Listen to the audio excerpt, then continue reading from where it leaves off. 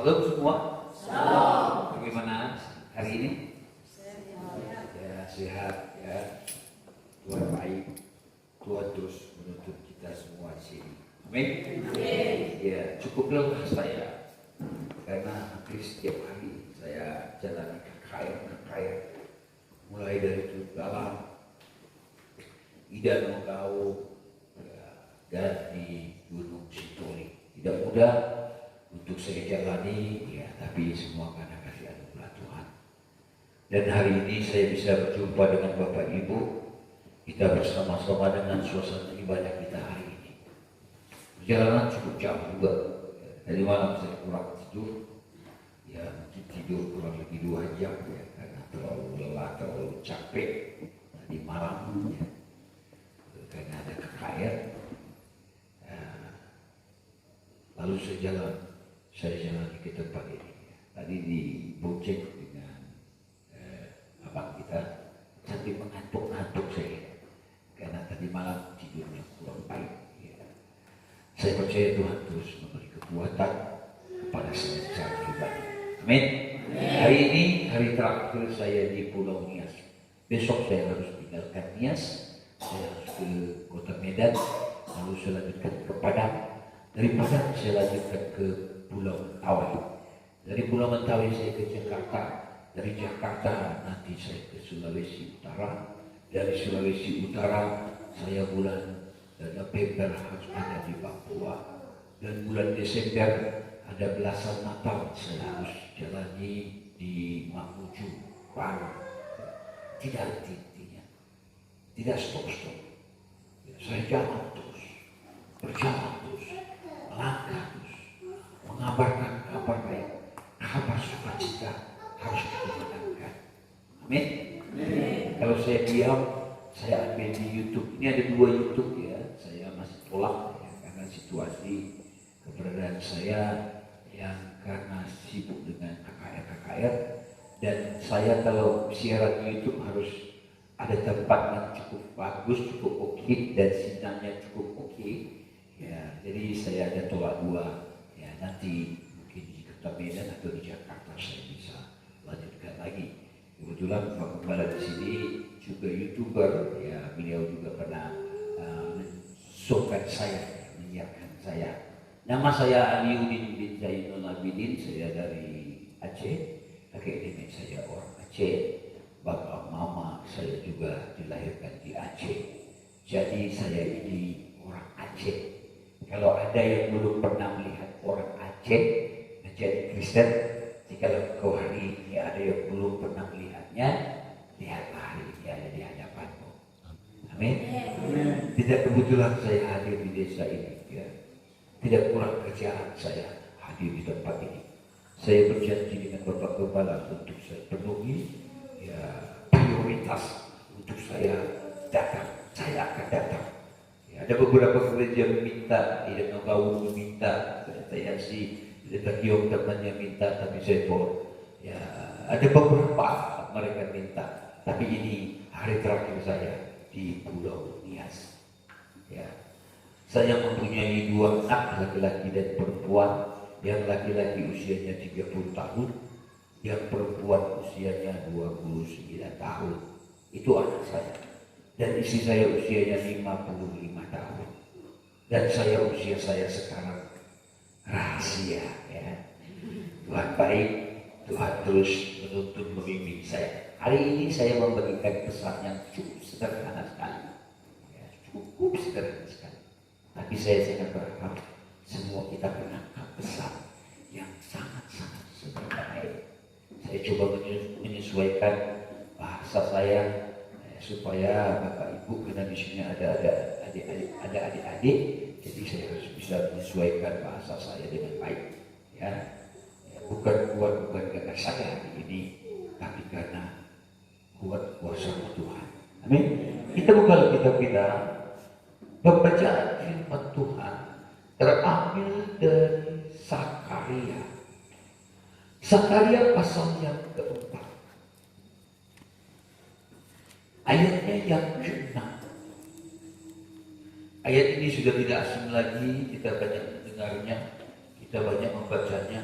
Dan kita banyak mendengar dari hamba-hamba Tuhan membagikan di ayat ini, ya. Bahkan anak sekolah minggu juga kadang-kadang hafal ayat ini. Zakaria pasal yang keempat, ayatnya yang ke-6. Sama-sama kita baca, 1, 2, 3. Maka berbicara ia, katanya, inilah firman Tuhan kepada Zerubabel, bunyinya, bukan dengan perkasaan dan bukan dengan kekuatan, melainkan dengan rohku, firman Tuhan semesta alam. Amin. Saya akan jelaskan latar belakang ayat ini. Ayat ini menerangkan bukan kekuatan Zerubabel untuk membangun kembali bait Allah, rumah Tuhan itu. Pada waktu zaman waktu itu, bait Allah, rumah Tuhan hancur lebur, tinggal puing-puing, berantakan, hancur. Bangsa Israel dikalahkan oleh bangsa-bangsa yang lain.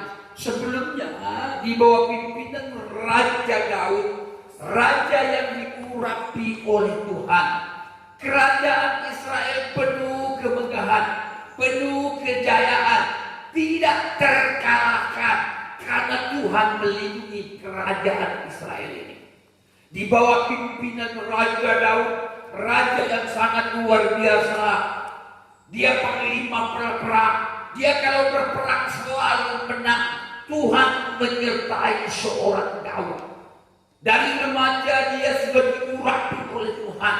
Goliat dikalahkan. Goliat raksasa sangat besar dikalahkan oleh seorang Daud yang imut-imut, kata orang Jakarta, kemerah-merahan. Dia anak remaja tetapi dapat mengalahkan seorang Goliat yang besar, yang hebat. Kakak-kakaknya takut, orang Israel takut, tetapi dia melihat, dia percaya ada Tuhan terhadap kehidupan seorang Daud. Di padang dia mengembalakan kambing dan domba. Alkitab mengatakan singa jenggotnya dipegang itu, Pak. Dikalahkan binatang-binatang. Begitu hebatnya seorang Daud. Tetapi waktu bangsa Israel akan berperang dengan bangsa Filistin, orang Filistin mengolok-olok, Goliat mengolok-olok terhadap orang bangsa Israel, bangsa pilihan Allah, bangsa umat pilihan Allah. Lah Daud lihat langsung, siapakah orang yang tidak bersumpah ini, sehingga mengolok-olok Tuhanku. Dia maju, kakak-kakaknya ingin menghambat, tetapi dia yakin dan percaya. Sampai akhirnya bangsa Filistin dikalahkan oleh seorang Daud. Dan dia menjadi raja berlaksa-laksa, katanya. Luar biasa. Bangsa lain dikalahkan. Setiap berperang dia menang. Penuh kejayaan bangsa Israel. Begitu terhormatnya bangsa Israel itu, tidak terkalahkan. Dan Daud menjadi tua, dan dia mati digantikan oleh anaknya Salomo yang penuh hikmat Tuhan. Kerajaan itu begitu hebat, kaya raya. Bangsa-bangsa lain terheran-heran, ratu hebat terheran-heran. Diterangkan di dalam Alkitab. Tetapi apa yang terjadi? Salomo mati, digantikan oleh anak-anaknya, digantikan oleh cucu-cucunya yang menjalani perintah dari orang tuanya, dilindungi oleh Tuhan. Tetapi generasi selanjutnya, mereka tidak memuliakan Tuhan. Mereka menyakiti Tuhan. Mereka mendukakan Tuhan. Mereka meminta petunjuk kepada arwah-arwah. Mereka meminta petunjuk kepada pelihat-pelihat. Mereka menyembah yang bukan Tuhan Bapa Yahweh itu. Hati mereka berpaling dan Tuhan marah. Karena Tuhan marah, bangsa itu dikalahkan, dipukul kalah, hancur lebur, tinggal puing-puing bait Allah. Ada dua bangunan yang dibangun oleh Tuhan, bait Allah dan kerajaan Israel dengan kemegahannya. Tetapi hancur, dijarah, diambil perabotan emas, perak, dan perabotan bait Allah juga diambil, dibakar bait Allah itu. Itulah menunjukkan Tuhan marah. Hari ini saya berbicara tentang bait Allah. Ada beberapa pesan-pesan yang saya buat, ya, tentunya pesan-pesan yang berbeda. Hari ini saya membuat pesan yang sangat sederhana, yaitu bait Allah. Tadi dikatakan bukan kekuatan Zerubabel. Di dalam Hagai dan Sefanya, bukan kekuatan Zerubabel bin Saitian, bukan kekuatan imam besar Yosua bin Yosadak, bukan kekuatan para nabi untuk membangun bait Allah. Bait Allah itu rumah Tuhan. Ini gereja kita ini cukup bagus, walaupun di kampung pelosok tidak. Ini gereja kita keramik bagus, apalagi AC-nya dari Tuhan ini. Ini AC-nya belum bisa di setel. Kita tidak bisa kecilkan, kita tidak bisa besarkan. Ini menunjukkan wilayah kita di desa ini sangat bersih, sangat bagus. Tadi saya menikmati sekali perjalanan walaupun saya ngantuk-ngantuk. Oh ini, saya menikmati tapi saya ngantuk-ngantuk. Kita berjalan, sesekali ada gelombang-gelombang jalannya. Tapi saya menikmati, memandang hutan tumbuh-tumbuhan. Saya pandang dari jauh, di gunung. Wah, di mana ini? Kok nggak sampai-sampai? Katanya 1 jam. Ya. Saya jalan dari jam 7. Ternyata jam 9 di sini. Baru saya tiba. Jam 9 tadi ya? Ya, jam 9 jam. Berarti 2 jam. Ya. Perjalanan saya lipat. Gereja kita ini rumah Tuhan, tempat beribadah, tempat kita memuji Tuhan. Di Jakarta banyak gereja-gereja, ada yang cantik-cantik luar biasa. Itu rumah Tuhan, tempat beribadah. Orang Muslim mengatakan masjid. Masjid itu tempat sembahyang, tempat menyembah Allah Subhanahu wa Ta'ala. Itulah rumah Allah Subhanahu wa Ta'ala. Saya hadir di Bali kurang lebih 11 tahun. Di Pulau Bali banyak pulau. Pulau-pulau. Mereka katakan itu tempat sembahyang, tempat beribadah, rumah Tuhan. Saya hadir di Singapura, saya hadir di Thailand, di Bangkok. Saya lihat banyak firman, banyak kelenteng, vihara. Mereka katakan itulah tempat sembahyang, itulah rumah Tuhan. Tetapi rumah Tuhan yang sesungguhnya, di mana 2-3 orang berkumpul, Allah akan hadir. Amin. Itulah gereja Tuhan. Diri kita, hidup kita, tubuh kita. Saya teringat dengan ayat ini, 1 Korintus pasalnya yang ke-6.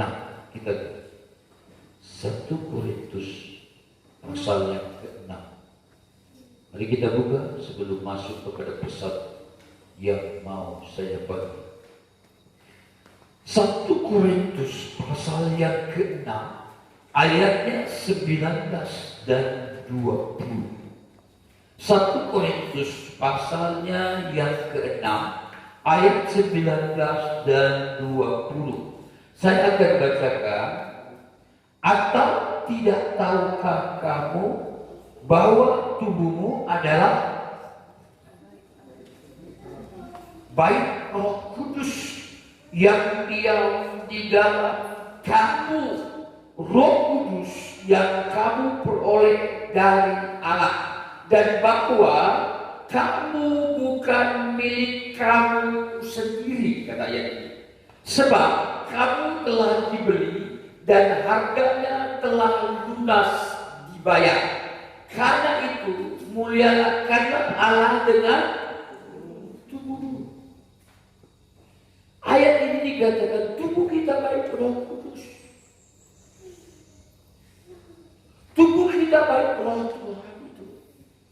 Ayat yang sinkron dengan ayat ini kita buka lagi 1 Korintus kita lihat pasalnya yang ketiga. 1 Korintus pasal yang ketiga kita lihat ayat 16 dan 17. Ayat 16, tidak tahukah kamu bahwa kamu adalah bait Allah dan bahwa Roh Allah diam di dalam kamu. Ayat 17, jika ada orang yang membinasakan bait Allah, maka Allah akan membinasakan dia. Sebab bait Allah adalah kudus, dan bait Allah itu ialah kita. Diri kita ini, hidup kita ini, tubuh kita ini bait Allah, tempat hadirnya Allah, ingin mengungkapkan isi hatinya di dalam baitnya yang kudus. Ternyata diri kita inilah bait Allah. Dulu yang pandangnya bait Allah, lebarnya, tingginya, pintunya, tingginya ditentukan oleh Allah.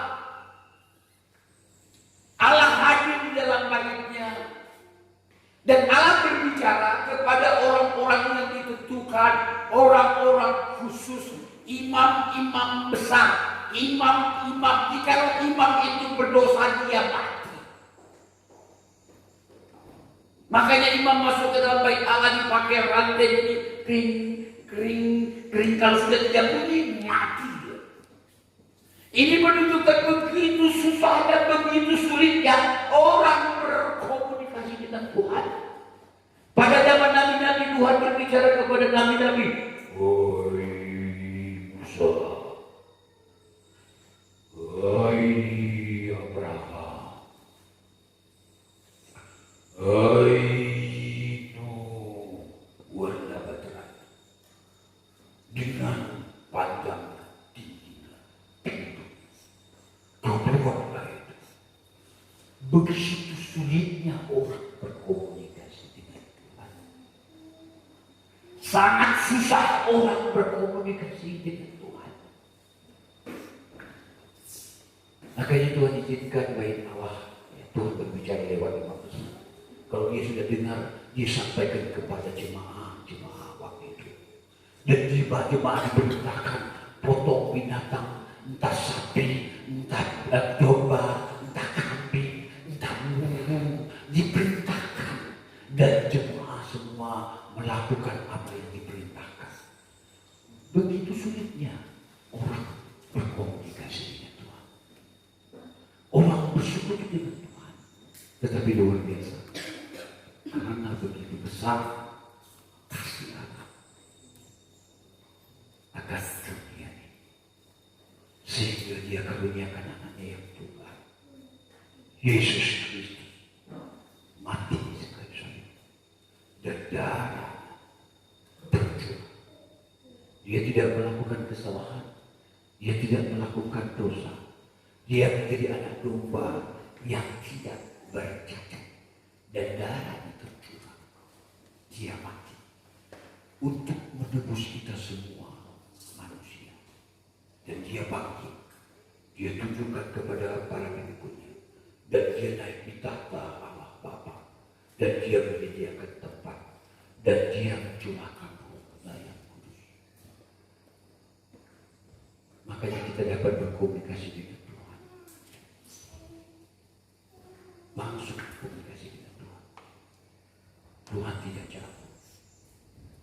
dia hanya sebatas nafas. Doa dalam hidup kita. Ayat lain mengatakan carilah Tuhan selagi dia mau didengar. Berserulah kepadanya selagi dia dekat. Amin. Tuhan kita sangat dekat. Dia tidak jauh. Dulu saya tidak tahu. Saya panggil orang.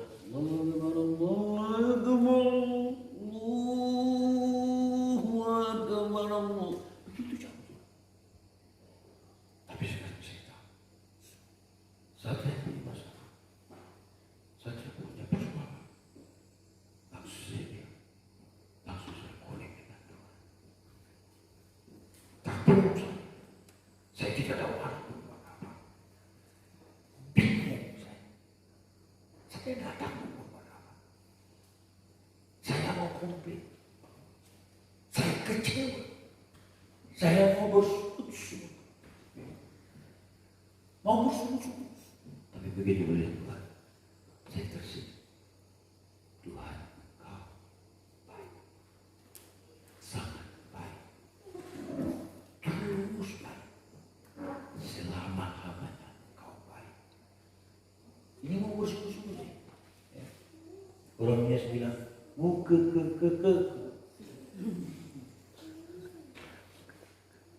Saya kan ada yang bersujud.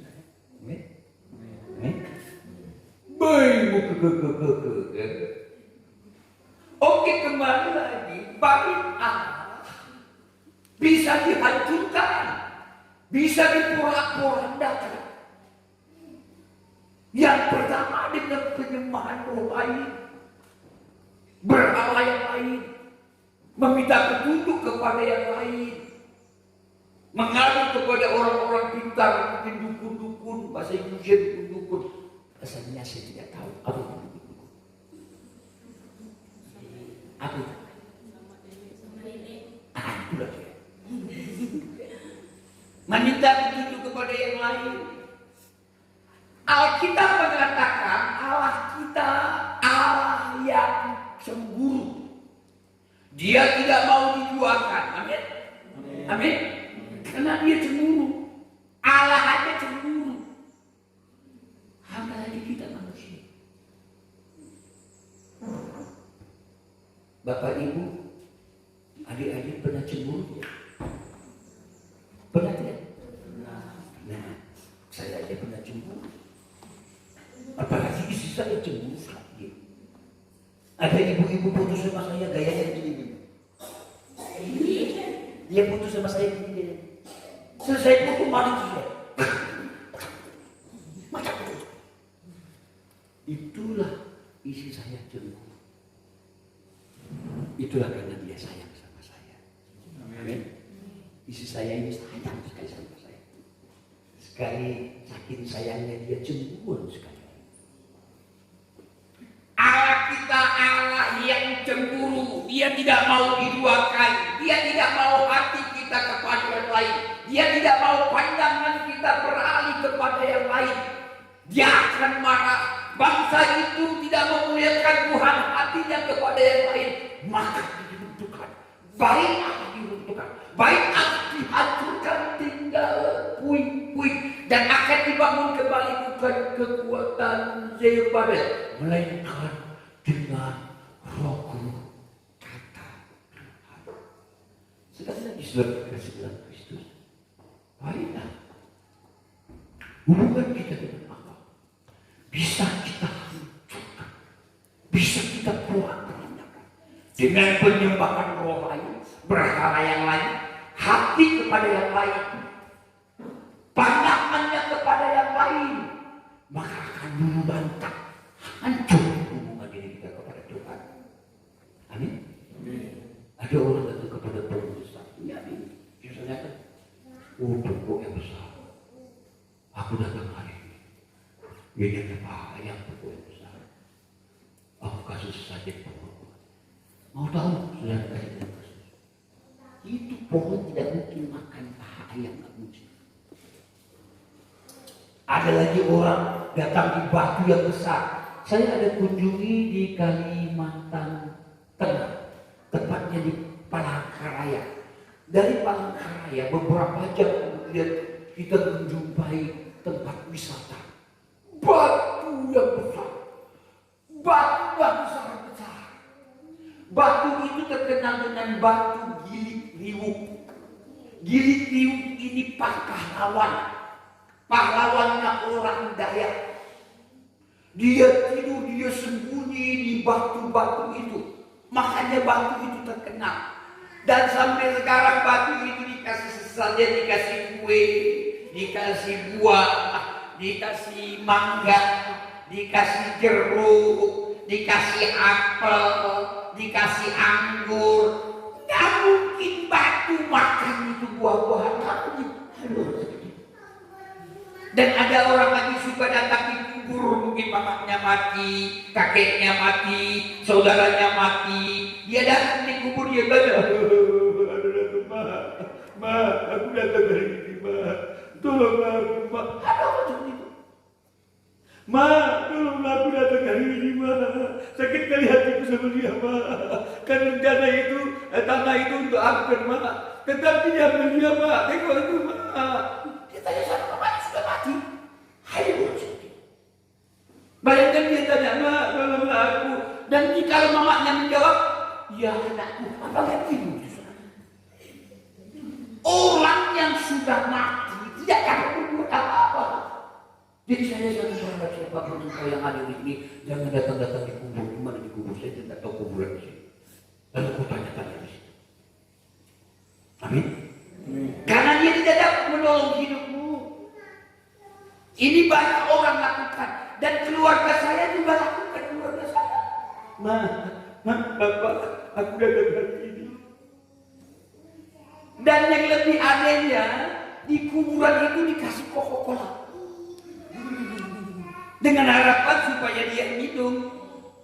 Saya aja melihat bapak saya hampir habis, dia tidak minum Coca-Cola. Bapak saya itu minumnya kopi. Dikasih Coca-Cola, orang mati tidak mungkin minum itu. Amin. Siapapun kita yang hadir di sini, jika hati kita, hidup kita, pandangan kita beralih kepada yang lain, itulah yang meluluhlantakkan hubungan diri kita kepada Tuhan. Amin. Poin pertama. Poin kedua, sakit hati, kecewa,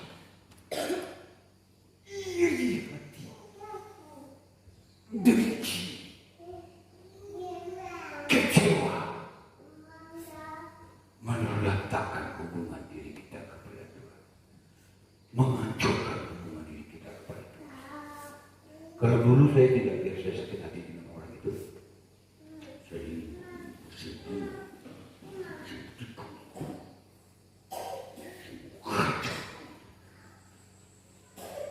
masih mudah saya datang kepada Tuhan, mudah sekali dan gampang sekali. Dulu sebelum percaya dengan Tuhan, saya mudah datang kepada Tuhan, tapi saya tidak tahu Tuhan. Siapa Tuhan saya tidak tahu. Yang saya tahu Tuhan di langit, yang saya tahu Tuhan di atas. Makanya saya bilang, ya tergantung yang di atas lah, tergantung yang di atas lah. Memang kalau di atas pasti tergantung-gantung. Kalau kau tidak percaya, tidak ada selain. Karena di atas dia tergantung. Saya tidak tahu juga. Sudah berdosa, sudah sakit hati, sudah kecewa, punya niat jahat, punya rencana jahat. Udah datang kepada Tuhan. Bagaimana caranya? Cuci tangan 3 kali, cuci hidung 3 kali, cuci muka 3 kali, cuci 3 kali, cuci sedikit 3 kali, cuci kaki sedikit 3 kali. Allah. Oh, sudah. Ya, kan? Allah SWT. Allah SWT.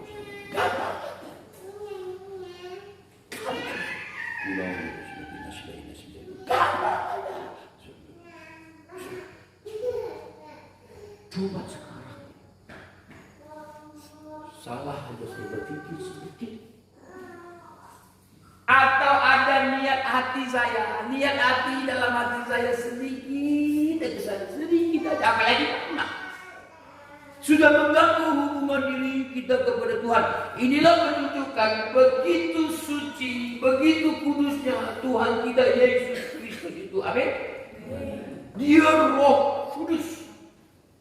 Dia akan hadir di dalam baitnya yang kudus. Saudara kekasih, di dalam Kristus, Dia Roh Kudus itu. Tubuh kita bait Allah. Tubuh kita ini tempat hadirnya Allah itu. Ya. Barang siapa kita sakit hati, kecewa, iri hati, itulah yang meluluhlantakkan hubungan diri kita kepada Tuhan. Tuhan tidak melihat lahirnya, cuci tangan, cuci hidung, cuci muka, cuci telinga, cuci kaki, mandi aja kalau begitu. Mandi, sampo yang banyak, sabun yang banyak, dan siram-siram yang banyak untuk apa sedikit-sedikit begitu. Tuhan itu mau cuci hati kita. Amin? Tuhan mau cuci pikiran kita.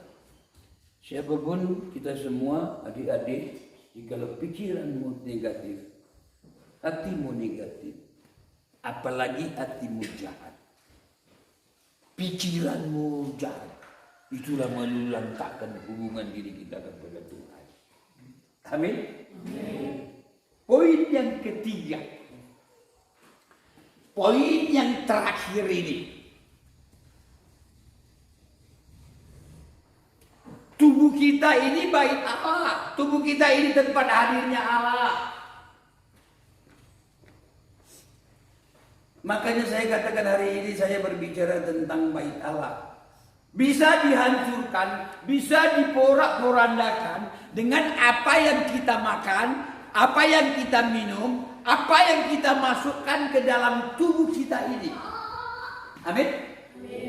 Apa contohnya?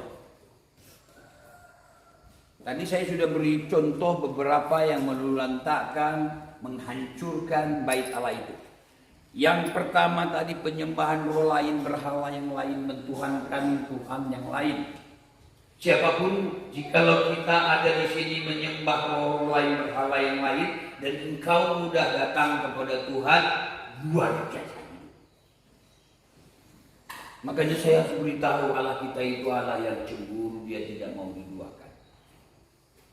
Jikalau ada engkau sakit hati, kecewa, iri hati, simpan dendam terus, karena ada orang suka simpan dendam.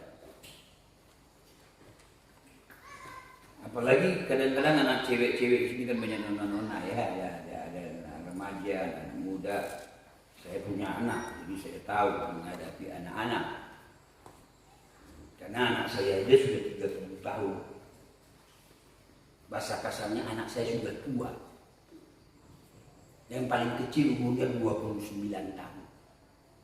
Berarti sudah tua. Bahasa kasarnya. Jadi saya tahu menghadapi anak-anak.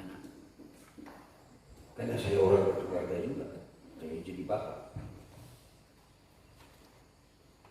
Biasa kalau kita simpan sakit hati dan kecewa, iri hati, dengki, itulah yang meluluhlantakkan hubungan diri kita kepada Tuhan. Makanya kadang-kadang ada anak cewek-cewek suka di kamar, terus mengurung diri, terus makanya saya bikin istilah begini. Orang yang di kamar, terus hari-hari di kamar, terus marah, terus di kamar, terus namanya kamar rugi. Orang yang jalan-jalan, terus namanya jalan rugi. Hari ini ada hamba Tuhan yang aneh katinya Kak. Siapa? Aliuddin bin Zainul Abidin. Saya beritahu Bapak Ibu yang kasih adik-adik semua. Sakit hati, kecewa, iri hati, meluluhlantakkan hubungan diri kita kepada Tuhan, menghancurkan hidup kita kepada Tuhan. Yang terakhir, poin ketiga, tubuh kita, diri kita, hidup kita bisa dihancurkan dengan apa yang kita makan dan apa yang kita minum, apa yang kita masukkan ke dalam tubuh kita. Apa contohnya? Apa contohnya? Apa? Jawab aja. Kalau jawabannya salah tidak ada hubungan dengan keselamatan. Tuhan Yesus tidak marah. Apa contohnya? Minum tua. Ya, silahkan nggak apa-apa dia bilang gitu ya. Apa lagi? Hah? Hancur. Mencuri. Mencuri. Maling. Merokok. Ya, sering dikira orang bilang merokok, minum. Apa lagi? Ini poin yang terakhir. Apa lagi? Yang kita masukkan ke dalam tubuh. Apa lagi? Ya, narkoba. Saya pemakai narkoba. Saya pengedar narkoba. Saya pemabuk. Kasih warna putih saya minum, warna merah saya minum, warna hijau saya minum, warna hitam saya minum, dicampur-campur saya minum. Kalau saat itu dikasih racun, saya minum. Untuk kawan saya tidak kasih racun. Apalagi? Ya, berbicara narkoba dulu, saya ini pemakai narkoba. Ya. Bahkan saya pengedar narkoba. Ya. Karena banyak kali pakai narkoba, banyak sekali minum alkohol, banyak sekali bisa ganja, sekali kan banyak ganja. Rusak paru-paru saya. Dan rusak hati saya. Hati saya. Liver saya. Dan ginjal saya rusak. Menyesal kemudian tidak ada gunanya. Saya sedikit sharing tentang diri saya karena ada yang minum tadi narkoba. Kita kan mempunyai dua buah ginjal dalam tubuh. Ginjal saya dibuang sebelah kiri. Persis 20 jahitan terbongkar di situ saya. Diambil satu buah ginjal saya dan dibuang. Tinggal satu. Yang satu fungsinya 50%. Berarti tinggal setengah. Dokter mengatakan kepada saya, tidak boleh capek, tidak boleh lelah. Yang saya lakukan sampai hari ini sangat capek. Menurut saya perjalanan saya dari Gunung Sitoli ke sini, ini belum ada apa-apa. Bulan-bulan lalu saya sama istri saya tak hampir-hampir jarang sekali saya jalan sendiri. Saya ini hamba Tuhan yang selalu bawa istri. Kemana-mana saya bawa istri saya. Ke Papua, Sorong, Jayapura, Yarukimu, Biak, Wari, Propen, Yaruki, saya bawa istri saya. Jawa Barat, Jawa Timur, Jawa Tengah, saya bawa istri saya. Sumatera Selatan, Sumatera Barat, Sumatera Utara, saya bawa istri saya. Pulau Batam, Pulau Bintan, Pulau Bulu, Pulau Batam, Pulau Karimun, Pulau Penyengat, saya bawa istri saya. Kemana-mana saya bawa. Manado, Sulawesi Selatan, Sulawesi Barat, Sulawesi, gunung-gunung saya bawa. Malaysia Barat, Malaysia Timur, saya bawa istri. Beberapa bulan yang lalu, saya dari Palu, naik travel 5-6 jam. Capek saya. Baru terbang dari Jakarta, ngantuk, capek sekali, sambung lagi dengan travel 6 jam. Capek sekali. Padahal dokter bilang tidak boleh capek. Karena ginjal saya sudah sekarang bukan tinggal 1, bukan 2, dibuang 1, tinggal setengah. 5-6 jam naik travel, naik sepeda motor lagi saya. Naik sepeda motornya bukan seperti motor yang saya bawa sama abang kita ini. Ini masih bagus. Ini sepeda motor lampunya di mana? Lampunya nggak jelas, spionnya nggak jelas, motornya sudah nggak jelas. Kayak mau batuk-batuk motor itu. Dan saya jalan ke gunung, jalan baru dibuka lahan. Istri saya, Pak, udah jangan lihat ke kiri. Pak, udah jangan lihat merem. Dan saya lakukan 3 jam. Lalu saya sembunyikan sepeda motor, lalu jalan kaki jalannya susah. Karena di lereng gunung, sampai ke gunung. Bukan ke sini, tidak ada apa-apa buat saya. Belum apa-apa. Makanya saya bilang sama Bapak Gembala, pelayanan kalau itu semakin susah, semakin buruk, semakin nggak jelas, semakin saya suka. Belum pernah dengar ada pendeta seperti itu. Saya jalan 3 jam, 4 jam, jalan kaki sampai capek sekali. Dan saya sampai di sana, capek saya, pada ginjal saya sudah setengah. Makanya ubi, keladi, pisang, setiap hari. Mau ke WC, Bapak, saya mau buang air besar. Ya Bapak ke sana aja. Ke sana mana Pak? Itu sana. Sini sungai aja minggu. Bagaimana saya menuju ke sana? Tapi karena saya mau buang air besar, terpaksa dengan susah payah, mau jatuh saya buang ke sana. Mau pulang ke sini, Tuhan, mau pulang. Sampai seperti itu. Saya jalan. Tahun lalu saya di suku Dayak, tidak ada sinyal. Makanya hampir 3 bulan ini saya tidak bicara begitu. Tidak pernah saya munculkan itu saya. Karena sinyalnya tidak ada. Kadang-kadang ada sinyal 3, begitu dipakai tidak 1. Begitu pun hilang sinyalnya. Nggak mungkin saya beli sinyal, ada yang jual sinyal. Dan Tuhan izinkan begitu. Jangan sampai seperti ini, nggak akan terus tapi bagi aman saya.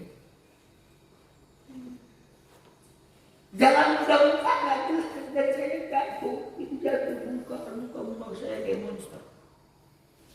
Dan saya pingsan. Itu kalau nggak punya hati misi nggak tunggu. Saya bicara di hutan, saya ngomong berhutan. Kadang-kadang di rumah-rumahnya itu nggak jelas semua. Saya tidur lagi tidurnya nggak jelas. Saya tidur di gereja bukan seperti ini dari dulu, tapi gerejanya bagus begini. Ini gereja tanah, pintunya manusia, jendelanya manusia. Saya tidur di tanah.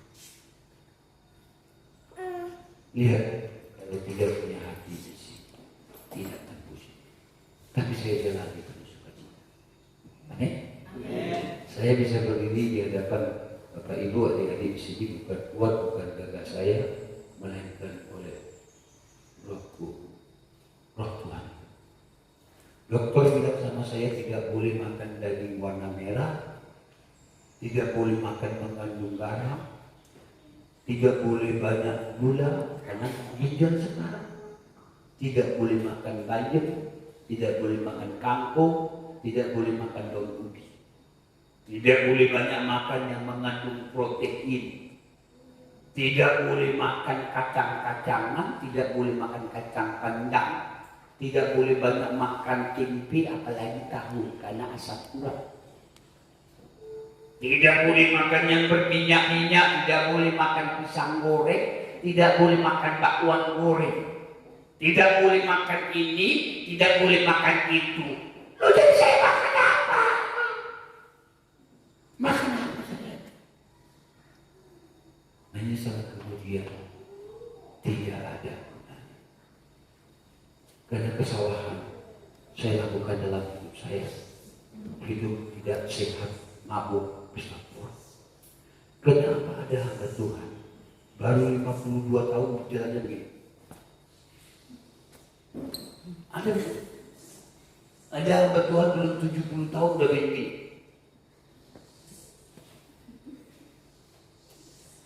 Dan terkadang hamba Tuhan itu marah. Tuhan, kenapa kalau aku seperti ini? Aku melayani Engkau sungguh-sungguh. Aku sungguh-sungguh dengan Tuhan. Tapi kenapa terjadi seperti ini? Ada hamba Tuhan. Ada lagi hamba Tuhan nggak tahu, dia nggak tahu menau, dia panggil temannya 3 orang, 5 orang. Ayo kita kunjungi hamba Tuhan itu yuk, kita berdoa di sana. Dan didoakan hamba Tuhannya. Apa doanya? Kami patahkan, kami hancurkan sakit penyakit dari setan, kami tolak, kami bakar. Dalam nama Yesus, kasihan setannya. Setan Tuhan, aku tidak salah. Ini semua sakit dari setan. Terkadang sakit dari setan. Kita rakus, kita bilang setan. Jadi apa yang kita masukkan ke dalam mulut kita, apa yang kita makan, apa yang kita minum. Apa yang contohnya? Apa contohnya? Bapak Ibu tahu bisa kita? Orang Batak bilang besada. Atau irwi. Bapak Ibu pernah makan itu? Pernah? Adik-adik pernah makan itu? Suka? Suka. Makan B2 suka? Suka. Tapi kalau kita tidak ini, kita makan kita banyak-banyak, akhirnya kolesterol. Jangan itu. Padahal kita yang salah. Ya? Memang boleh dimakan, tapi ukur-ukurlah makannya. Jangan rakus-rakus, orang Manado bilang golojo itu rakus-rakus. Dia yang rakus-rakus, salahkan Tuhan, salahkan iblis, salahkan setan. Sekali lagi sudah dikasih dengan Kristus. Tubuh kita ini baik. Tubuh kita milik Tuhan. Tubuh kita telah dibeli dengan harga yang sangat-sangat mahal. Yaitu kematian Yesus Kristus di kayu salib. Darahnya tercurah untuk menebus kita. Amin. Ini sangat mahal, maka dikatakan. Mari kita beri kasih. Oleh karena ini, tubuh kita baik Allah. Tubuh kita baik Allah. Mari hati-hati menyikapi hidup. Baik kita makan, apa yang kita minum, apa yang kita pikirkan, apa dalam hati kita, dan menyembah orang lain, berhala yang baik. Sekali lagi, hidup kita, tubuh kita, diri kita, baik Allah. Hidup kita milik Allah, kepunyaan Allah. Jangan dihancurkan, jangan diporak-porandakan dengan hal-hal yang saya jelaskan. Poin pertama tadi, penyembahan orang lain, berhala yang lain, pandangan kepada yang lain, hatinya kepada yang lain. Yang kedua, sakit hati, kecewa, iri hati. Itulah yang menggantangkan hidupmu kepada Tuhan. Yang terakhir, apa yang kita makan, apa yang kita minum, apa yang kita masukkan ke dalam tubuh kita, yang tidak berkenan. Ya, yang berkenan aja hati-hati. Ya. Boleh dimakan.